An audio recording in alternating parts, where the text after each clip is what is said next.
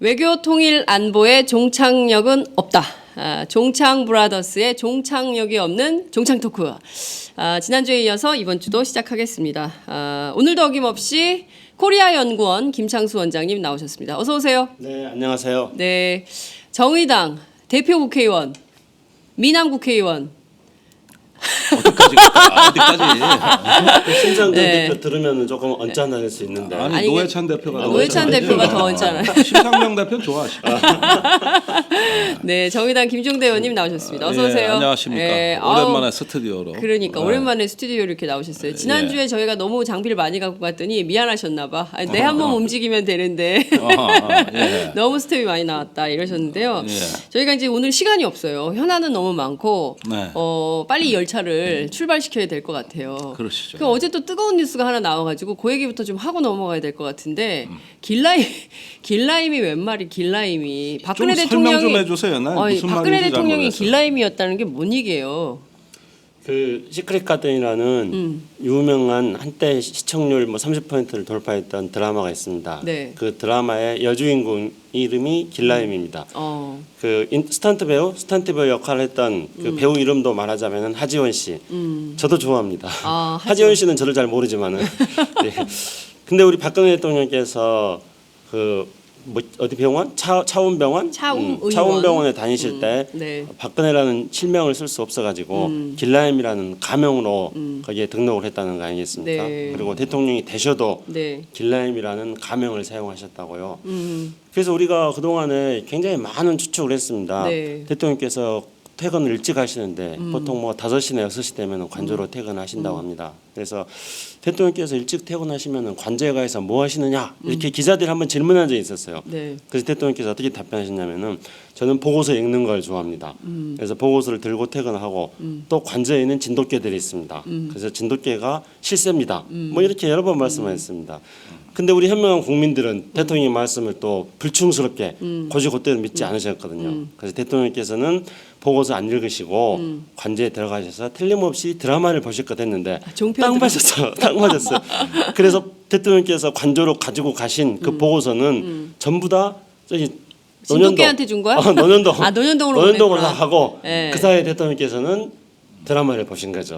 길라임 드라마를 좋아하셨던 것 같아요. 그래서 정호성 비서관한테 문자 보내가지고 최 선생님이 컨펌하셨나요? 이렇게 그런 문자 보냈구나. 아니 근데 이게 지금 또 전부 재밌는 게 막 돌아다니는데요.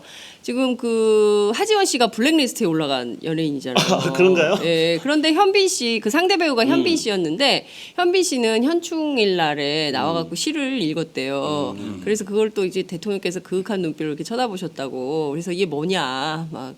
네? 그리고 실제 무슨 그 인터뷰 MBN 인터뷰에서 뭐 여러 배우 가운데 누가 좋으냐 이렇게 물었더니 현빈이 제일 낫다 이렇게 얘기를 했다고. 글쎄 그 하지원 씨가 만약에 블랙리스트 들어갔다면 네. 그 송강호 배우도 블랙리스트였다는 거 아닙니까, 그죠? 그러니까요. 예, 보니까 참 그 캐스팅을 이제 걱정 안 해도 되겠다. 좋은 배우들을 다 이렇게 정권에서 선별해 주시니까. 블랙리스트 올라간 배우 중심으로 좋은 배우라고 생각하면 되는 아니 거예요. 보니까 하지원, 송강호 이렇게 됐으면 나머지는 볼 것도 없죠. 끝난 게임이에요. 이건. 그러니까요. 예. 근데 우리가 박근혜 정부를 이제 분석을 할 때 네. 그동안에 완전히 실패했다는 거를 인정할 수밖에 없습니다. 그래서 박근혜 정부의 배후에 최순실이 있었다는 걸 알면은 그동안에 우리가 의문을 제기했던 모든 것들이 다 술술 풀리고 있지 않습니까? 그래서 기존의 사회과학적 분석으로는 박근혜 정부에 대한 분석이 한계가 있다는 게 이번에 네. 분명히 드러났습니다. 그래서 왜 블랙리스트에 왜 하지원 씨가 올랐을까? 이것도 우리의 상식으로는 분석하면 안 됩니다. 네. 왜냐하면 송강호 씨가 블랙리스트에 오른 거는 박근혜 대통령이 싫어하는 노무현의 역할을 했기 때문에 그래서 블랙리스트에 오른 거겠죠. 변호인 주인공이었죠. 예. 그리고 하지원 씨가 오른 거는 박근혜 대통령이 좋아하는 현빈하고 같이 커플을 이뤘기 때문에 우리가 이렇게 상상력이 풍부하게 해석을 해야 됩니다. 그래야지 비교적 객관적인 분석이 될 수가 있습니다. 그렇군요. 그러니까 그동안 했던 이 사회과학적 분석은 버려. 그러면은 사감에 의한 분석. 나 같은 사람은 왜 블랙리스트에 안 올라갔을까? 나도 박 대통령을 많이 비난하고 아니에요. 그 무슨 저- 소리세요? 러브레터를 보냈잖아. 아, 1년 그렇구나. 동안. 예. 팟짱을 통해서 대통령한테 예. 이렇게 들이댄 정치인이 어디 있어요. 아니, 그런데 이 블랙리스트는 그 연예인 문화예술계 블랙리스트예요. 그러니까 안보 블랙리스트에는 당연히 1순위로 올라갔을 거예요. 그게 지금 공개 안 돼서 그렇지. 야, 진짜 좀 올려주십시오. 네. 아, 저도 좀 올려줘요. 왜 그런 걸 빼놓고. 그래 섭섭하게. 예, 여기 나와 거의 반 연예인 됐었는데 좀 올려주지. 그거 하나를 안 올려줘. 그 오마이뉴스를 좀 문화예술계로 인정을 해줘야 되는데 문화예술계로 인정 안 하고 우리 팟짱을 네. 언론계로 인정한 모양이에요. 그러게요. 좀 더 문화 엔터테이너에 좀 더 네. 좀 했어야 되는데. 네. 네, 이제 하여튼. 저는 이제 위치가 달라졌기 때문에 네. 약간 거시기하고 다른 얘기예요. 예. 네. 오늘 원래 예상대로라면 검찰이 박근혜 대통령을 수사를 해야 되는 날입니다. 오늘 아마 대통령이 검찰에 출두를 하든 제3의 장소를 가든 뭐 안가에서든 뭐 연무관이든 예? 뭐 조사를 받아야 되는데 거부했어요. 어제 유영하 변호사 딱 한 명 선임해가지고 오늘 조사 못 받아. 그럼 언제 오실래요? 아이 몰라 좀 그 서류 검토 좀 해보고 그때 다시 얘기합시다. 맨 이랬어요. 나중에 받겠다 그랬어요. 그러니까요. 어떻게 네, 보세요? 네. 그것을 제가 좀 설명을 드리죠. 자, 일단 하야는 안 합니다. 예, 하야는 없어요. 그건 없다고 분명히 얘기했고 이거는 뭐 절대적인 원칙이에요. 그런데 정치권이 탄핵을 하는 건 그건 정치권이 알아서 하시라 그랬어요. 그런데 때마침 그 새누리당의 비박계 의원들 상당수가 네. 탄핵에 가담을 했습니다. 그러면 이 사태는 무엇을 의미할까요? 네. 제가 그 이 탄핵 절차를 자세히 분석을 해보니까 네. 헌법재판소에 만일에 국회 통과도 뭐 불투명하지만 통과했다 치더라도 네. 헌법재판소에 이게 회부가 됩니다. 그러면 헌법재판관들이 결정을 하는데 네. 탄핵의 요건은 9명의 헌법재판관 중에 6명 찬성입니다. 그렇죠. 6명 이상. 예. 그런데 내년 2월에 예. 2명의 헌법재판관이 바뀝니다. 이거를 바로 임명을 안 하고 네. 만약에 그 공석으로 놔두면 어떻게 되느냐? 예. 공석으로 참여 못한 표는 반대표로 간주합니다. 그러니까요. 그러니까 탄핵 찬성표에 던질 수가 없어요. 이건 자동으로 반대표가 되는 거예요. 네. 그러니까 6명을 채워야 되는데 2명을 미적미적하고 임명 안 하면은 그런 사태가 발생할 수가 있고 네. 또 헌법재판관은 국회 청문회를 거쳐야 됩니다. 그렇습니다. 예, 이렇게 되면은 이 헌법재판소의 요건을 갖추는 문제가 우선 또 급선무가 되는데 그게 하필이면 내년 2월이다. 네. 이렇게 되면 헌법재판소에서 그 탄핵을 처리하는 데까지 또 걸리는 시간과 헌법재판소에서 가결을 이루는 데 있어서 요건의 충족이라는 게 상당히 불투명합니다. 그렇군요. 제가 보기에는 이 탄핵이라는 것은 네. 박근혜 대통령이 검찰이나 특별검사의 그 조사를 받아서 네. 구체적으로 대통령이 법을 위반했다는 내용이 적시가 됐을 때 그게 이제 공소장이겠죠. 네. 공소장이 되면 그걸 근거로 탄핵을 할 가능성이 높아요. 그렇죠. 예. 그런데 검찰 수사를 늦추고 특검 수사도 맨 나중에 받겠다는 거는 그 박근혜 대통령의 죄목이 적시된 네. 이 공소장이 늦어질 수 있는 것이고 또는 불투명해질 수 있는 것이고 안 들어갈 수 아니면 있죠. 연기할 수도 있는 겁니다. 그런 과정에서 이것이 헌법재판소로 넘어갈 때 또 그 헌법재판소가 요건이 되느냐까지 네. 겹치면은 네. 굉장히 이 탄핵 문제에 대해서는 함정이 많다. 더 중요한 거는 네. 이 대통령 하야하라는 구호를 퇴진하라는 구호를 갖고 광화문에 100만 시민들의 촛불 집회는 가능했지만 네. 이게 헌법재판소의 절차적 상황으로 넘어갔을 때 네. 헌법재판소는 박근혜를 탄핵 결정하라는 구호로 100만 군중이 모이기는 어렵습니다. 그렇죠. 여기서 촛불이 꺼질 수 있는 거예요. 굉장히 위험한 상황. 예, 그러니까 이 두 야당이 왜 탄핵 문제 미적거리느냐 여러 가지로 이 절차가 만만치 않다고 보는 거예요. 네. 그래가지고 지금 정의당까지 해가지고 3야당이 예. 탄핵을 준비는 하자. 그러니까 탄핵이란 거를 우리가 적극적으로 그 활동하고 있다는 것은 보여주자. 네. 그러나 지금은 탄핵 발의할 때가 아니라고 보는 것 같아요. 그것이 지금 현재 이 탄핵이 애매한 상황이고 일단은 퇴진 쪽으로 집중을 하는 것이죠. 그런데 오늘 오후에 박근혜 대통령 탄핵을 위한 네. 이제 의원들의 모임이 서서히 결성될 조짐이에요. 아 예. 예, 그게 이제 새누리당까지 포함이 됩니다. 아 그래요? 예, 이랬을 때 여기 새누리당 의원들 몇 분이나 들어와 계세요? 지금 몇 분이 거명은 되고 있어요. 내가 누구라고는 말씀 안 드리겠습니다만 네. 그러나 이제 그저께인가요? 김무성 대표의 그 비상시국 회의에서의 발언 네. 이런 예. 것들 종합해 봤을 때 어느 순간은 탄핵의 어떤 그 요건이 국회의원 숫자로는 충족될 가능성이 저는 임박했다. 거의 다 되고 있다고 네. 보고 있어요. 그런데 그럼에도 불구하고 그 탄핵 소추안에 이제 적시하는 대통령 범죄 사항이라든가 네. 이런 것들이 엄격성을 요구하기 때문에 지금은 특검 내지는 검찰 조사하고 이게 맞물려 있다고 보시면 되겠어요. 네, 그렇군요. 지금 아주 그 면밀하게 쫙 설명을 좀 해주셨는데요. 이제 이해하기가 쉽습니다. 문제는 그 탄핵 소추까지는 갈 수 있어도 그 다음 단계, 그러니까 헌법재판소로 가서 실제로 이것이 법리적으로 구성 요건을 갖고 있는지, 그 전에 이제 검찰 조사나 특검 조사를 통해서 박근혜 대통령의 범죄 사실이 어떻게 공소장에 열거되느냐, 이것도 굉장히 중요한 포인트고 이렇게 짚어줘야 될 여러 가지 점들을 말씀을 좀 거기에다가 해주셨습니다. 한 가지 덧붙이자면 네. 이 탄핵 소추 결정이 네. 그 아주 묘하게 돼 있는 게 국회에서 적시한 것 이외의 사안으로 탄핵 결정에 참고할 수 없게 돼 있습니다. 그러니까 반드시 이 국회에서 발의한 이 탄핵 소추안 여기에서 이 국회를 통과한 그 저기 탄핵 소추안에 적시된 범죄만 오로지 그 한정이 돼 있습니다. 그래서 네. 그 사이에 탄핵 예. 발의를 했는데 예. 그래서 소추해가지고 헌법재판소로 보내는데 더 큰 게 발견됐어. 뭐 이건 진짜 빼도 박도 못하는 내란 외환죄야. 이래도 이것이 포함이 안 되게 돼 있다 이게. 아, 그다음에 문제점이 탄핵 있네요. 발의는 네. 2번 연달아 못하게 돼 있습니다. 이게 문제라는 거예요. 그러니까 탄핵이 최선이 아닌 거예요. 그러니까 우리가 이제 여기서 주목해서 봐야 될 거는 며칠 어제인가 김무성 대표가 이런 이야기를 하더라고요. 그러니까 야당이 탄핵에 대해서 소극적인 거는 네. 이 불완전한 이 식물 대통령의 상태를 지속적으로 유지시키려는 그런 음모다.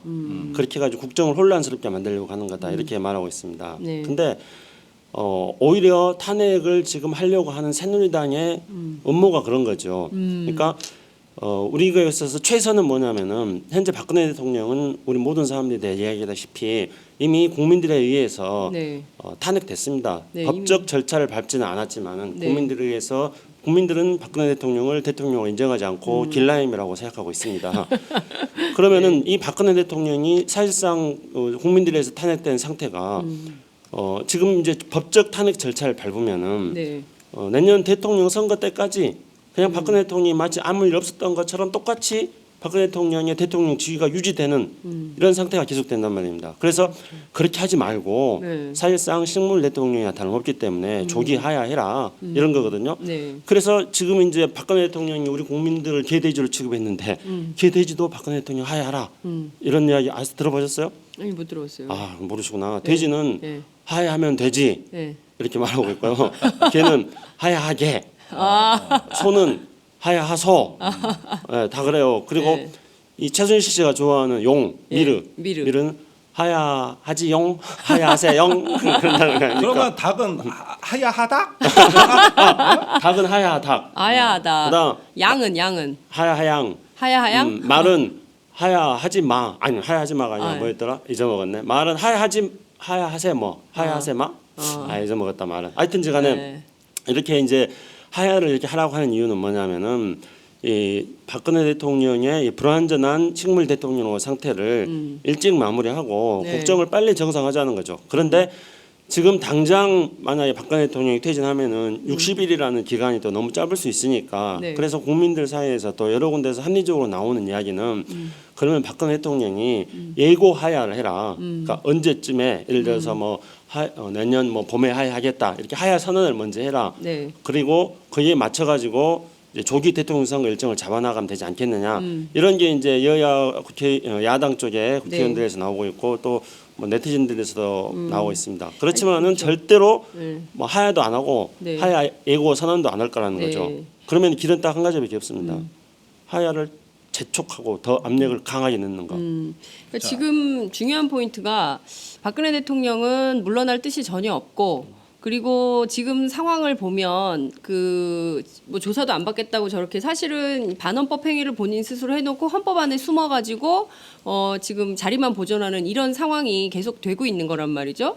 이렇게 조사는 검찰 수사도 안 받겠다. 이런 태도로 볼 때 특검 수사에도 대단히 미온적으로 대응할 가능성이 높고요.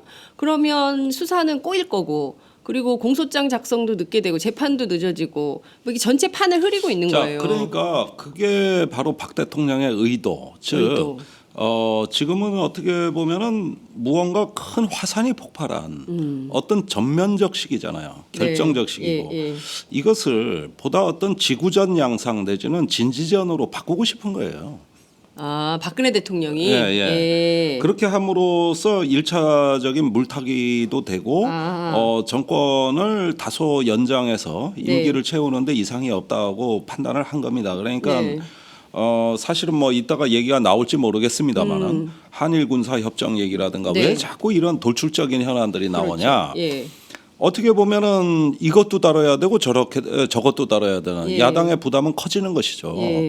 그리고 그런 걸 통해 가지고 다른 프레임이 작용할 수 있잖아요. 그렇죠. 뭐 야당은 여전히 안보에 관심 없다. 북한 핵미사일은 누가 다 어떻게 할 거냐.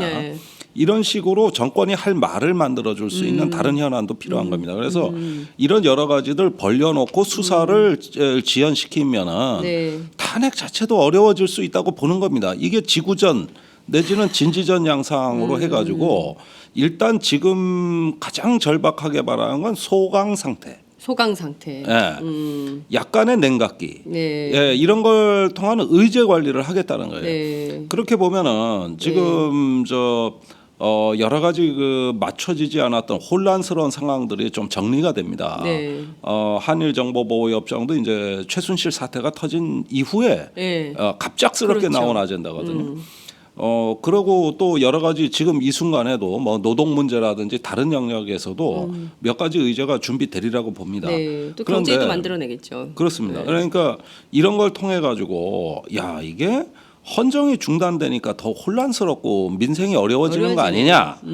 그러니까 하야나 탄핵이나 이런 문제들도 법대로 어차피 그거 뭐 금방 될 것도 아닌 것 같은데 하면서 약간의 어떤 그 소강 상태 내지는 진지전 양상으로 가면 급한 대로 광화문에 100만 시민의 촛불은 끌 수 있는 거 아니냐. 아직까지도 이런 생각을 하고 있다. 그런 생각을 하고 있으면 정말 참 나쁜 대통령 아니에요? 그 대통령하고 또 대통령이 새로 임명한 민정수석 있지 않습니까? 네, 최재경. 이런 사람들이 제일 잘하는 게 그런 거고 그 대통령 배후에서 움직이는 사람들 최순실 말고도 또 있을 테니까요. 이런 사람들이 제일 잘하는 게 우리가 이미 박근혜 정부 때 많이 겪어보지 않았습니까?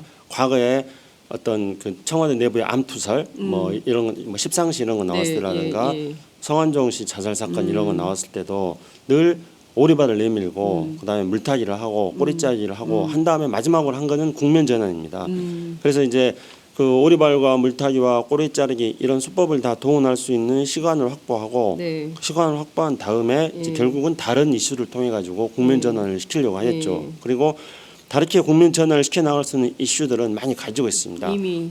그래서 이제 정가의 보도처럼 사용하는 거 아닙니까? 안보 불안 심리를 부추기는 것 이런 게 이제 가장 크겠죠. 그리고 어떤 뭐 사정 국면을 만든달까, 뭐 야당 의원들의 비리를 이렇게 흘린달까 여러 가지 방식으로 그 국면을 전환시켜 나갈 수 있는 것을 볼 텐데 지금 당장 그렇게 하면은 속보이니까 일단 시간 벌기를 통해 가지고. 김종대 의원님 말씀처럼 소강 상태를 만들고 그 다음에 국면 전환을 시키려고 하는 겁니다. 그러면은 결국은 우리가 이런 의도를 정확하게 파악하고 있다면은 우리가 할 수 있는 어떤 촛불이 약해지지 않습니다. 우리가 할 수 있는 건 뭐냐면은 지금 박근혜 대통령 퇴진 국면을 이끈 힘은 저는 두 가지였다고 생각합니다. 하나는 그야말로 시민들의 촛불의 힘이었습니다. 그리고 또 하나는 언론의 힘이었습니다.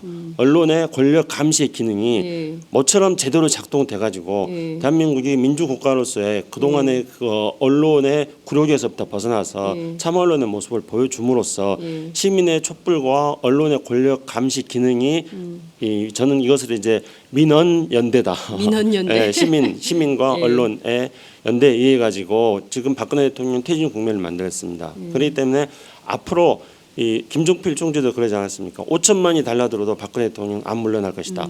왜냐하면 박근혜 대통령 입장에서는 이 나라는 우리 아버지가 세운 나라고 짐은 곧 국가인데 어떻게 나한테 물러나가느냐. 그래서 절대 안 물러날 것입니다. 그럼 박근혜 대통령을 하야시키는 것. 그래서 내년 봄쯤에 여름 이전에 적어도 네. 조기 대선을 하는 게 국정을 안정시키고 안보를 불안하지 않게 만드는 길입니다. 그렇게 하려면은 여전히 지금 이야기했던 촛불을 더 들여야 되고 네. 그리고 언론이 박근혜 대통령의 이런 본질을 정확하게 파악하면서 박근혜 대통령이 하야하지만 안 될 정도의 그런 언론에서 또 새로운 이슈들을 만들어내는 것 이런 게 필요하다고 생각합니다. 네. 여기에 이제 3야당이 최근에 들어와서 다소 좀 스텝이 꼬이다가 이제 다시 3야당이 공조하는 그런 모습을 보이지 않았습니까? 네네. 그래서 시민과 언론과 야당 이 힘을 합친다면 저는 박근혜 대통령 조기 하야 가능하다고 생각합니다. 시민 언론 야당 연대가 필요하다. 예. 야당의 역할이 제일 중요할 것 같아요. 그러니까 지금까지 사실 언론은 우리가 그동안 기레기라고 욕도 참 많이 먹었는데 기자들이 그래도 이번에는 그 정신 차리고 열심히 쓰고 있습니다. 다들. 그래서 시민들은 촛불을 들고 언론은 또 열심히 쓰고 이런 역할은 하고 있는데 여기서 이제 야당이 중심을 좀 잡아줘야 되는데 지금 국회 상황은 좀 어떻습니까? 그 3야당이 좀 제대로 되고 있나요? 추미애 대표 그 똥볼이라고 누구는 그렇게 표현을 하던데 추 대표의 그 문제에 대해서는 좀 이렇게 다들 정리가 좀 됐습니까? 어떻습니까? 상당히 혼란스럽죠. 그건 지금도 마찬가지인데 네. 일부에서는 추 대표의 이제 여야 영수회담 제안이 결렬된 게 오히려 전화위복 아니냐. 우선 더불어민주당이 네네. 확실하게 박근혜 대통령 퇴진 쪽으로 방향을 잡은 계기가 네. 바로 그 영수회담 결렬이고요. 그렇게 됨으로써 이제 야3당의 공통구호로 질서 있는 퇴진이 네. 이제는 거의 자리를 잡았던 거거든요. 네. 그런데 여기에서 추미애 대표의 그 돌연한 영수회담 제안이 어떤 계기로 작용한 건 사실이지만 그 영수회담 제안은 똥벌이 맞습니다. 예. 그러니까 축구도 그래. 한 선수가 네. 골문 앞까지 가서 결정적인 순간에 네. 똥볼을 차거든. 그러니까 나머지 10명이 다 열받은 거야. 뭐 이제 속칭 빡친다 그러죠. 국회의원이 써서는 안 되는 되는 용어인데. 표현인지. 예. 그러다 보니까 더 잘 뛰는 거야. 이게 이제 지금의 정치의 형국이라고 그렇군요. 예. 볼 수 있습니다. 예. 그래서 한 명이 에라를 저질러서 예. 그걸로 인해 가지고 야 우리 정신 차리자. 이러다가 큰일 나게 생겼거든. 만약에 네. 이런 식의 어떤 그 똥볼이 몇 개 더 나오면 박 대통령 심판도 있겠지만 야당이 심판당합니다. 그럼요. 이 성난 촛불 민심에 네. 거기서 초를 쳐? 이러면 살아남지 못해요. 이거는 야당도 심판될 수 있는 네. 준엄한 형국이라는 걸 그렇죠. 우리가 명심해야 되거든요. 네. 자, 그런데 이제 추미애 대표가 그 영수회담 제안한 데 대해서 거의 박지원 대표가 막말을 퍼붓어요. 네. 추미애한테도 최순실이 있다 이랬어요. 예. 그래가지고 뭐 비선이 있다 뭐 네, 이렇게도 네, 네. 표현했고 어제 또, 라디오에서 얘기했죠. 네. 몇몇 사람들이 그런 영향을 추미애 대표한테 준 건 사실이에요. 아 그래요. 예, 몇몇 사람이 그랬어요. 네. 그러다 누구예요? 보니까 누구? 아니 뭐 이응 씨도 있고 지읒 씨도 있고 또 기혁 씨도 있어요. 그래요? 예. 그런데 그 옛날에 다 사고 쳤던 사람들이에요, 사실은. 왠지 이모, 김모 뭐 이렇게 되는 거예요. 전모 이렇게 되나? 그렇지. 그럼 뭐 예, 대충 아세요. 예. 너무 자세히 하려고 하지 마. 근데 그런데 대표는 다 한다 그러던데 난 모르겠는데. 그런데 그렇게 이제 그분들이 작용하니까 우상호 원내대표도 이 사실을 몰랐고 아무도 이 공식적인 라인에 있는 사람들은 몰랐단 말이에요. 네. 그런데 이제 어제 아침에 이게 이제 돌연 제안되고 나가지고 발칵 거의 뒤집었죠. 발칵 뒤집어서 오후 4시에 의총장에서 맞아요. 민주당은 거의 뭐 자지러지지 않았습니까? 그래가지고 이제 추 대표가 밤에 철회하기에 이르렀는데 그 뒤에 또 서둘러서 그 야3당 플러스 시민단체 연석회의를 제안을 했습니다. 맞아요. 예. 네. 이런 시국회의인가 연석회의인가 내 이름은 좀 정확치가 너무 않은데 많아가지고 좀 비상 헷갈리시죠. 시국회의인가. 그 지금 정확한 거는 추미애 대표가 제안한 것이 박근혜 대통령 박근혜 퇴진 국민주권운동본부. 네, 이걸 설치하겠다. 그러니까 그건 87년 6월 민주항쟁 때 이제 국민운동본부와 유사한 형태가 되는 거 아니냐 네, 예. 이런 이제 관측도 나오고 있습니다. 자 어쨌든 그런데 이런 어떤 그 추미애 대표의 독주에 대해 가지고 네네. 나머지 야당이 따라가질 못하고 있어요. 네, 그게 문제예요. 심지어는 서로 삐져서 전화 통화도 잘 안 해. 특히 두 야당 대표 간에는. 그러면 안 되죠. 네. 그래가지고 네. 이러는 동안에도 이제 시민사회는 누구를 의미하는 거냐. 네네. 이제 이런 문제가 다소 혼란스럽게 지금 진행되고 있어요. 그러니까 결국은 말이죠. 네. 어떤 이게 뭐냐면은 이렇게 한번 보면 되는 거예요.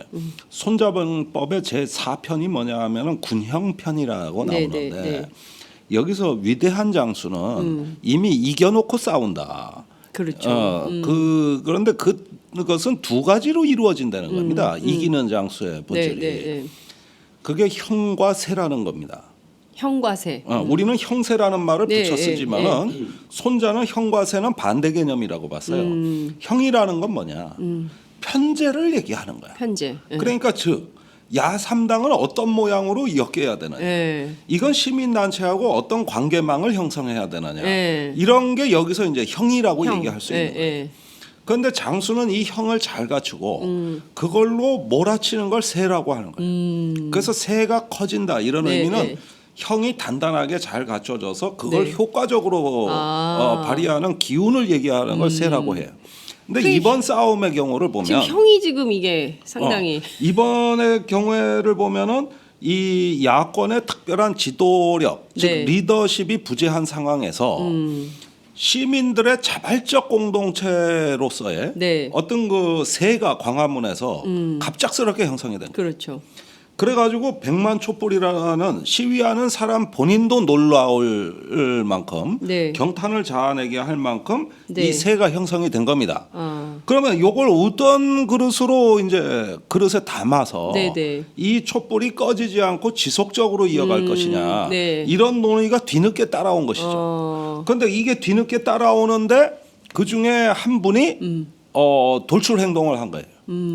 그러니까 나머지가 혼란에 빠진 거예요. 진짜 걱정입니다. 그래서 이제 주워 담는 거거든. 그러니까 제가 보기에는 이 형을 어떻게 갖추느냐가 이번 주에 빨리 마무리를 짓고 네. 여기선 진짜 당리당략이나 기득권들을 다 내려놓고 맞아요. 허심탄회하게 이야기할 수 있는 테이블이 마련이 돼서 네. 거기서 서로 밀리지 않으려는 게 아니라 협력을 하겠다는 협치. 이런 협치의 정신으로 네. 리더십을 형성할 수 있느냐가 관건이 되는 겁니다. 그러면 박 대통령은 이런 약점들을 다 관찰하면서 지구전으로 간 거예요. 그래서 그 진지전으로 이제 갈 만하다고 본 겁니다. 이건 우리 책임이에요, 솔직히. 야당의 책임이다. 야당의 책임이에요. 잘 좀 하세요 좀. 혁명의 시대에는 네. 제도권 내부의 힘이 이것을 분출시키는 역할을 하지 못합니다. 그러니까 4.19 혁명 때도 그랬었고요. 항상 그랬죠. 광주 혁명 80년 광주 민주화운 때도 그랬습니다. 그리고 87년 87년 요랑전 때도 했었고요. 그러니까 이거는 형을 갖추고 나서 네. 세를 몰아치는 것이 아니고요.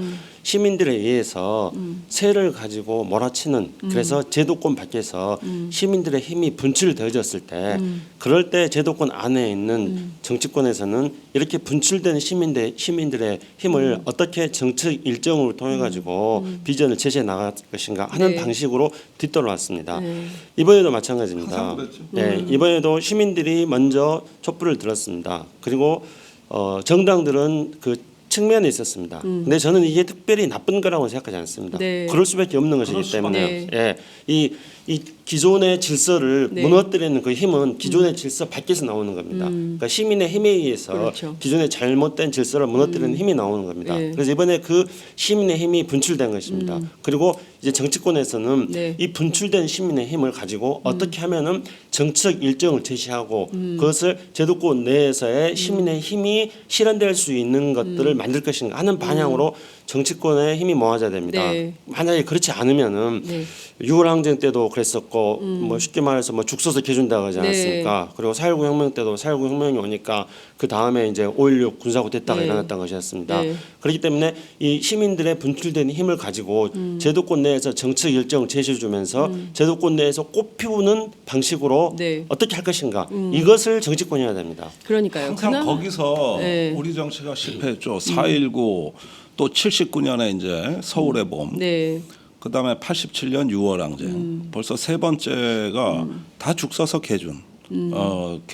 경우라고 할 수 있어요. 그러니까 우리가 지금 통찰해야 될 건 뭐냐면은 어떻게 형을 만들어 나가고 네. 그것이 세를 받아안느냐 하는 점에서 야권의 책임은 매우 준엄한 어떤 역사적인 사명을 지금 부여받고 있다. 네. 그런 지점에 와 있다. 그러니까요. 여기서 또 실패하면 이제는 야당도 심판받아야 됩니다. 심판받는 정도가 아니라 아예 박근혜 대통령하고 같이 퇴장해? 하야를 하셔야 될. 하야를 하셔야 된다. 그러니까 지금 뭐가 필요하겠어요? 첫 번째 전략 과제로 야 3당이 합의하는 퇴진의 로드맵.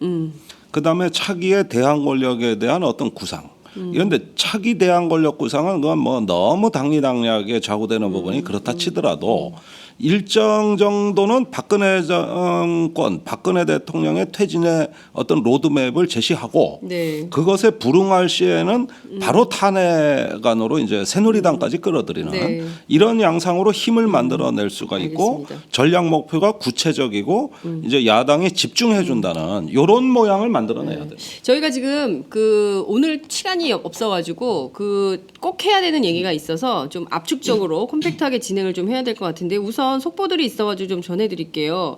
박근혜 대통령이 검찰 조사 연기를 요청하면서 무분별한 의혹 제기를 자제해달라라는 당부 요청을 했어요. 길라임 때문인가? 그리고 요금을 최순실 씨가 대납을 했다는 거잖아요. 요금을 안 냈다. 근데 오늘 또 그 전효옥 전 의원이 페이스북에 의견을 올려가지고 박 대통령 어디 지방 다니거나 해외 갈 때 꼭 옆자리를 비웠대요. 근데 그 돈을 냈는지 몰랐는데 이제야 그 차움병원 얘기를 듣고 요금 문제가 어땠는지 해결이 됐다 이런 얘기를 했는데요. 하여튼 뭐 여러 가지 문제들이 좀 나오고 있는 것 같습니다. 국방부에서요 사드 배치 부지 협상을 타결했다. 롯데 골프장 그거 대토로 결정을 한 모양입니다.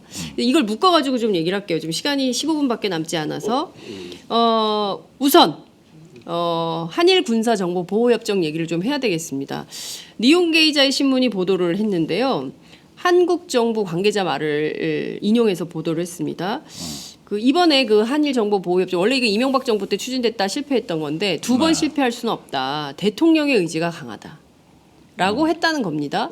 박근혜 대통령이 이거를 서두르고 있는 거예요. 앞서 이제 말씀해주신 바에 따르면 뭐 좀 이렇게 다른 프레임을 만들기 위한 이런 일종의 국면 전환을 위한 카드다라고 하기엔 이게 너무 위험한 거 아닙니까? 김종대 의원님 어떻게 보세요? 아니 그러니까 이제 그 의혹의 전모가 서서히 드러나고 있습니다. 네. 자 우선 그 최순실 정국 이후에 이게 갑작스럽게 추진되고 있다는 사실이 분명해 보입니다. 네. 뭐 오래전부터 검토해 왔다 그랬지만은 네. 사실상 이번에도 NSC 회의를 갑작스럽게 열어서 또 외교부 장관, 국방부 장관이 참석을 못했어요.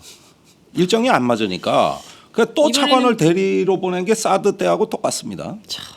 그런 다음에 일본에 연락을 해서 이번에는 일본 정부도 놀랄 정도로 아주 그 급격한 일정으로 가고 있단 말이죠. 네. 그래서 이거는 안보 정복을 만들기 위한 일종의 저는 하나의 전국의 어떤 프레임이다. 아니 근데 자기 비리 문제를 덮으려고 안보를 활용한단 말이에요? 아니 언제는 안 그랬나? 아니 뭐 그러긴 하지만. 그거 너무 이상하게 볼 거 없어요. 개헌까지. 예, 개헌도 그 맥락이었어요. 이거 국민들 들으면 진짜 열받는 얘기거든요. 그것도 그거였고. 그래서 이 정보보호협정 체결이야 물론 미국이 원하는 거고 다 미국이 압력을 받았지만은 사실은 안 된다 그러면 되거든요. 지금 사정이 때가 안 좋다 그렇죠. 이러면 되는데 이거는 우리 정부가 그걸 적극적으로 땡겼다. 이렇게 해서 일본 정부를 오히려 막 들들 볶은 것 같아요. 그러니까 일본이 왜 이래 지금 자기네들도 좀 사정이 안 좋은 것 같은데 왜 이렇게 그러냐 그랬다는 거 아니에요 지금. 그러니까 한국 정부 상황 뻔히 아는데 네. 그러니까 여기서 일단은 왜 이렇게 급작스러웠을까 하는 건 이거는 국내 정치 요인은 이건 뭐 저는 분명하다고 봐요. 이건 분명히 그거 아니고는 설명이 안 되는 현상이라고 보고 네. 또한 그 이제 퇴임하거나 곧 퇴임해야 할 네. 한미 두 대통령 간에 이 부분에 또 교감도 상당 부분 또 역할을 했습니다. 오바마 대통령이 퇴임 전에 이거 꼭 하고 나가야 되겠다는 거 아니에요. 이걸. 왜 그러니까 그래. 넙죽 받아가지고 네. 오히려 내가 바라던 바야 하가지고 밀어붙인 것이죠.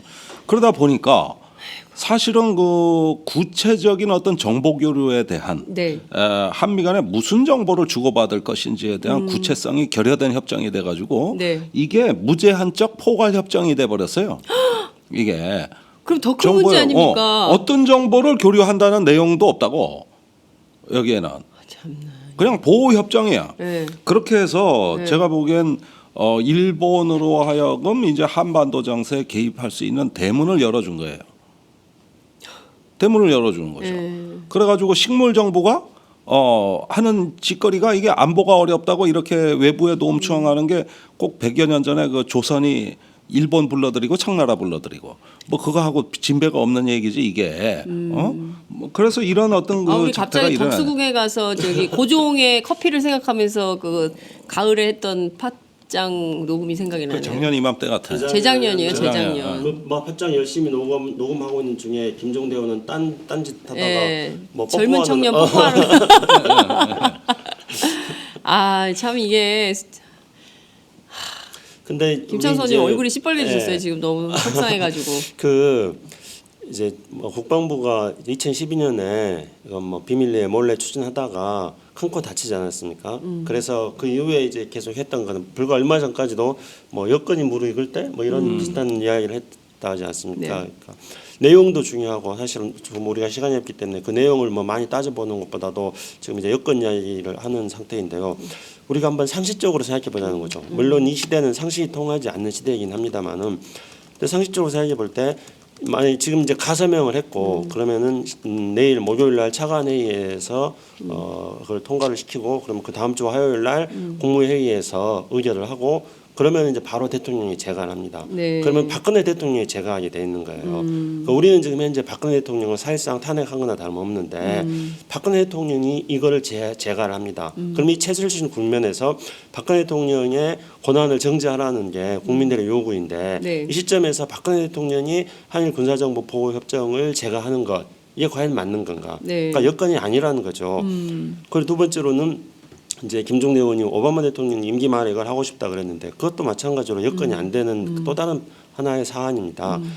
그러니까 지금 트럼프가 대통령 되지 않았습니까? 네, 네. 당선됐죠. 그러면 트럼프의 이 동북아 정책이 뭐가 될지 아직은 매우 불확실한 상황입니다. 네. 뭐 구체적으로 뭐가 나오는 게 없기 때문에요. 그러나 이제 우리가 그동안에 트럼프가 했던 말이라든가 트럼프의 다른 정책과 비교해서 현재 판단해 볼 수 있습니다. 그거는 적어도 트럼프가 동아시아 문제에 있어서의 특히 이제 대일본 정책, 대북한 정책에 있어서 어떤 변화가 예상되고 있다는 겁니다. 적어도 오바마 정부가 추진했던 것과 똑같이는 하지 않을 거다. 어느 정도의 폭을 가지고 얼마만큼 깊이 있게 변화할지는 알 수가 없습니다.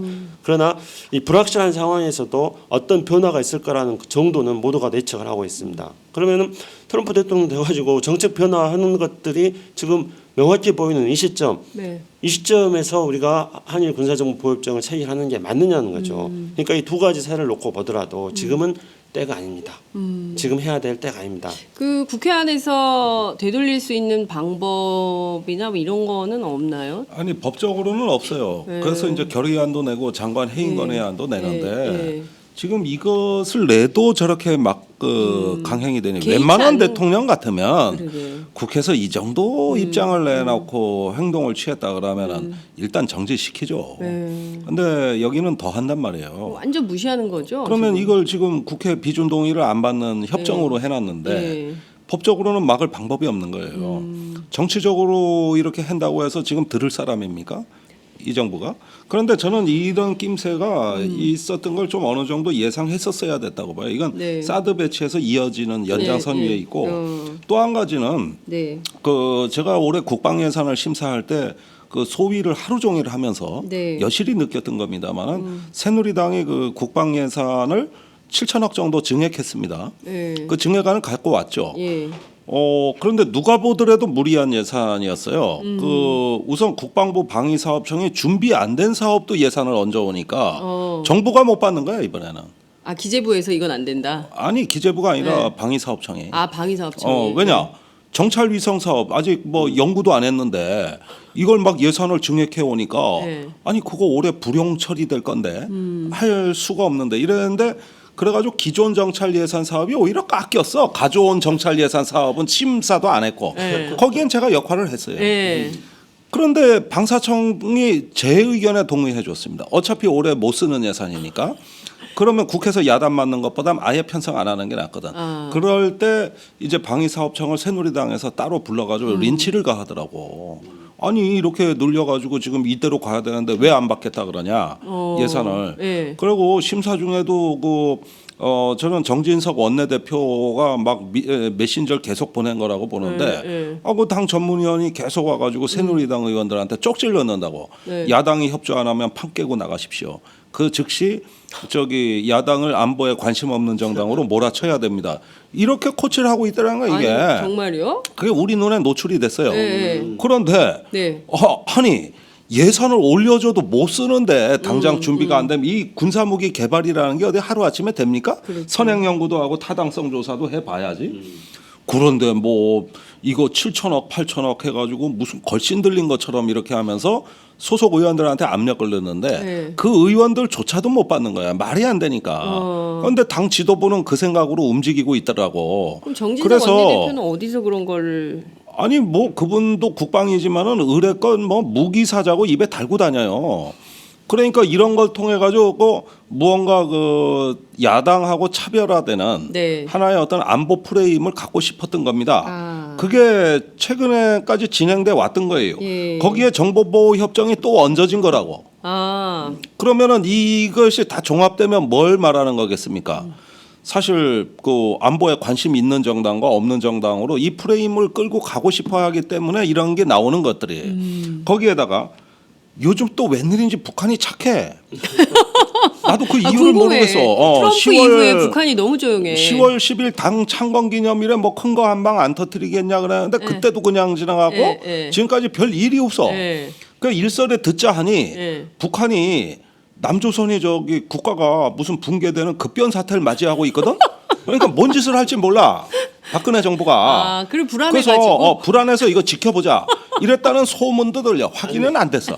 그런데 우리가 북한에 항상 걱정했던 그게 지금 북한이 남한을 우리를 걱정하는 걱정하는 거야. 거야. 그래서 아. 지금 확인된 게 있어요. 확인된 게 있어요? 왜냐하면은 이제 북한의 그 무슨 군축 평화용소인가 거기에서 나오는 성명인데 저도 이제 다른 사람들한테 전에 듣고 그걸 지금 아직 확인을 못 해봤습니다. 근데 거기서 김종대 의원도 그 네. 최순실의 길을 받은 것 같아. 네. 우주의 길을 받은 것 같아. 안 봐도 알아. 북한이 뭐라 그랬냐면 네. 그 군축 평화용소가 거기에서 최순실 사태로 남조선 전국이 불안해진 상황에서 네. 국면 전환을 하기 위해서 지네들한테 도발할 줄 모르니까 만반의 태세를 다 갖추고 있어야 된다. 걔네들이 아 그랬다는 거 진짜? 아니야. 아, 야. 그래서 뭔 성명인가가 나왔다는 네. 그러면은 내가 이제 이렇게 보니까 네. 이게 안보 문제라는 건 없어요. 순수한 안보 문제라는 건 지금 존재하지가 않습니다. 네. 그게 전부 이제 국내 정치적인 어떤 산물로 나오고 있다는 거 이런 거예요. 거기에다가 북한이 이렇게 착한 거는 제가 보수 정부 출범한 이래 거의 본 적이 없어. 특히 박근혜 정부 출범하고 요 몇 년 사이에는 이럴 북한이 아니거든. 뭔가 좀 분명히 해야 되는데? 평양 박치기로 들어와야 되거든. 안 들어와. 안 들어와. 근데 왜 그런 줄 아세요? 왜 그래요? 왜 그러냐면은 이거를 이제 고성하게 말해가지고 블랙스완이라 그래요. 블랙스완. 그러니까, 흑조. 그러니까 우리가 경험해 본 백조는 전부 다 흰색인데, 네. 근데 갑자기 한국의 최순실 사태라는 것은 흑조야. 블랙스완이에요. 전혀 경험해 보지 못한 거예요. 그러니까 북한도 지금 경험해 보지 못했던 자신들의 어떤 경험으로서는 도저히 판단할 수 없는 이런 상황이 지금 한국에서 벌어지고 있으니까, 그러니까 걔네들도 예의주시할 수밖에 없는 거죠. 그렇구나. 오판하면 안 되니까. 그래서 이 정치적 불안이 한반도의 평화를 구축하는 우리가 전혀 또 우리 상상력의 바깥에 있었던 경로도 그렇구나. 우리가 알아야 됩니다. 그래서 이런 국제 정세 하에서는 네. 무엇보다도 빨리 그 전국이 안정돼야 된다는 새누리당 보수층의 주장에 나는 동의해요. 예, 동의하는데 저도 동의해요. 예. 그 길이 바로 불안한 대통령이 자리를 내놓는 길이다. 그렇죠. 이것처럼 전국이 안정된 게 어디냐. 아까 말씀드렸잖아요. 네. 탄핵안도 맘대로 발의 못해. 그러게. 이거 발의해가지고 지금 헌법재판소가 내년 2월이면 비정상적 상황으로 가는데 네. 그래가지고 의결마저 못하면 이걸 헌정마비라 그러는 거예요. 헌정마비는 이런 걸 헌정마비라 그러는 거예요. 최순실하고 저기 뭐냐 저 같이 그렇게 하면서 그 성형외과나 다니면서 하는 그게 헌정마비입니까? 그렇게 하는 게 헌정이 유지되는 거예요? 예. 아니잖아. 헌정이 마비 아니에요? 이미 안면 근육이 마비됐어. 무슨 선정마비 이전에. 헌정마비가 아니라 안면 근육이 마비. 그래서 헌정은 마비가 된 거예요. 그렇게 해서 안면 근육이 마비되는 순간. 그러니까 한민구 국방부 장관이 이번에 이제 한일 군사정보 보호협정 체결을 서두르는 이유 중에 하나로 네. 그러니까 자기도 이제 갑자기 하면서 뭐 핑계거리에서 가져다 댔겠죠. 네. 그러면서 북한의 SLBM, 그러니까 북한의 잠수함 발사 미사일에 대한 정보도 네. 일본과의 정보 교류를 하면은 많이 얻을 수 있다. 그렇게 말했거든요. 네. 근데 한민구 장관은 사드를 배치하면은 북한 SLBM을 막을 수 있다 그러더니 네. 또 이번에는 한일 정보 보호 협정을 또 체결하면은 북한의 SLBM을 막을 수 있다고 그러고 아무데나 SLBM을 갖다 대. 근데 정작 이제 이 일본의 정보 보고에 의하면은 네. 북한의 SLBM이라는 거는 네. 그게 이제 실전 배치가 되면은 물속으로 다니는 거잖아요. 네. 은밀하게 다니고 갑자기 나와서 쏴야 되는 거니까 이런 북한의 SLBM이 은밀하게 이동을 하기 때문에 일본도 여기에 대해서 대응할 수 없다 이렇게 말하고 있어요. 일본 내부 정보가 그런 겁니다. 예. 그런데 이제 이런 식으로 뭐 온갖 그 어떤 북한에 대한 두려움을 이용해 가지고 네. 현재 처해 있는 정치적 상황을 타개하려고 하는 것 이게 바로 이 지금까지 이 나라의 수구 세력들이 네. 안보를 자신들의 수구 세력의 정치적 이익을 위해서 써먹어왔던 대표적으로 잘못된 사람입니다. 이걸 또 하고 있는 거예요. 그러니까요. 국민들의 안보 불안 심리를. 네. 근데 김종대 의원님 잘 말씀하셨는데요. 이 국민들의 안보 불안 심리가 발생한 근본이 어디에 있습니까? 안보의 총사령관인 대통령이 불안하기 때문에 근본 원인은 그겁니다. 그래서 결국은 우리가 답이 없는 게 아닙니다. 이 답은 대통령이 조기 하야를 하고 그리고 헌법 71조에 따라 가지고 정권을 위임받은 그런 총리를 국회에서 지명을 하고 그리고 그 총리에 의해 가지고 과도 내각을 만들고 과도 내각에 의해 가지고 조기 대선을 하고 이렇게 되면은 전국이 안정되고 안보가 튼튼해집니다. 네. 아, 정말 그 짚어봐야 될 것들은 너무 많고 특히 이제 사드 문제도 얘기를 좀 해봐야 되는데요. 오늘은 여기서 마무리를 좀 해야 될 것 같고요. 다음 주에 저희가 또 안보 불안 3대 요소에 대해서 집중 토의를 하면서 대안을 좀 마련했으면 좋겠습니다. 아, 바라건대 이번 주 안에 좀 대통령 청와대에서 좀 그래도 좀 이 국면을 그 빨리 마무리할 수 있는 아니, 메시지가 좀 그렇지 나왔으면 않는다니까요. 좋겠는데 안 그거 바라지 나온다는 거 마시고요. 바라지 말라고요. 네, 이번 토요일 날은 전국에서 촛불을 듣는 거고 네. 그렇잖아요. 네. 그다음에 다음 주 토요일 날은 다시 서울에서 모여 모이는 듣는 거고, 거고 예. 그렇게 해서 우리가 촛불을 계속 이어 나가는 거. 네. 그리고 언론인들은 또 지금까지 잘해 오셨으니까 네. 더 열심히 하는 거. 그것만이 답입니다. 촛불만이 살 길이다. 네. 알겠습니다. 마치겠습니다. 김종대 의원님 끝으로 뭐 짧게 30초. 네. 촛불이 가면 박근혜가 옵니다. 하여간 위대한 촛불 시민의 힘으로 이렇게 이제 지금까지 이뤄왔는데 올해 전략 목표는 이제 퇴진 박근혜 해체 새누리. 그다음에 내년에 민주정부에서 우리가 살맛나게 이제 새로운 시대를 시작하는 거. 이걸 항상 명심하고 네. 흔들리지 말고 무소의 뿔처럼 네. 가시기를. 예. 또 같이 알겠습니다. 우리가 예. 함께하기를 바랍니다. 무소의 뿔처럼 혼자 가지 말고 같이 가. 알려 잘해. 갑자기 시켰는데 이렇게 네. 또 마지막 멘트를 잘 그러니까. 정리하네요. 예. 와, 너무 정치인 멋있어. 되니까 느는 건 말밖에 없어. 마치겠습니다. 고맙습니다. 네, 감사합니다. 네, 고맙습니다.